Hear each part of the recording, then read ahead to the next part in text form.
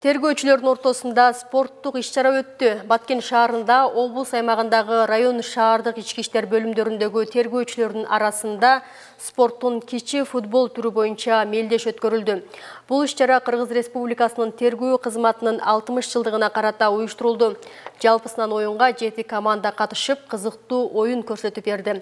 Баткен облустук ички иштер башкармалыгынын начальнигинин сотко чейинки өндүрүш иши боюнча орун басары Равиль Ниязбеков спорттук иш-чарага катышып жаткан тергөөчүлөргө эл менен иштөөдө тергөөчүлөрдүн ролу чоң. Ар бир түшкөн арыз даттануулар өз учурунда туура жана мыйзамдуу чечилсе, калктын милицияга болгон ишеними артат. Ар бириңиздер берген антыңыздарга бекем туруп, элдин алкышына ээ болушуңуздарга тилектешмин деп каалоо тилектерин айтып кетти. Оюндун соңунда биринчи орунга Лейлек райондук ички иштер бөлүмү, экинчи орунга Сүлүктү шаардык ички иштер бөлүмү, ал эми үчүнчү орунга Баткен шаардык ички иштер бөлүмү ээ болуп, Баткен облустук ички иштер башкармалыгынын диплом, медалдары менен сыйланып, акчалай сыйлыктын ээси болушту. Эскерте кетсек, СССРдин Жогорку кеңешинин президиумунун жарлыгы менен 1963 жылдын 6 апрель күнү алдын ала тергөө өндүрүшү укугу коомдук коопсуздук министрлигине, андан кийин аты өзгөргөн СССРдин ички иштер министрлигине өткөрүлүп берилген.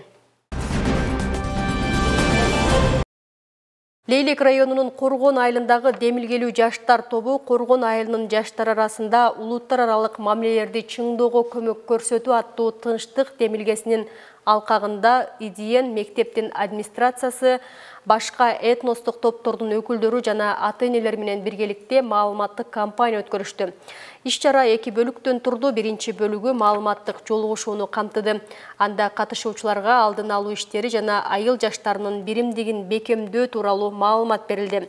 Ошондой эле идеен тарабынан Кыргыз Республикасынын көп улуттуу элдеринин шериктештиги тууралуу маалымат айтылды. Андан ары уюштуруучулар достук фестивалынын башталышын жарыялашты. Анда элдердин жана этникалык топтордун маданий үрп-адаттары тартууланды. Жолугушуунун жыйынтыгында машыктыруучу мотиватор, активист коомдук фондун жетекчиси Гүлсана Сатыева элдердин достугун чыңдоо жана адамдын эмоционалдык өзүн өзү башкаруусу тууралуу айтып берди.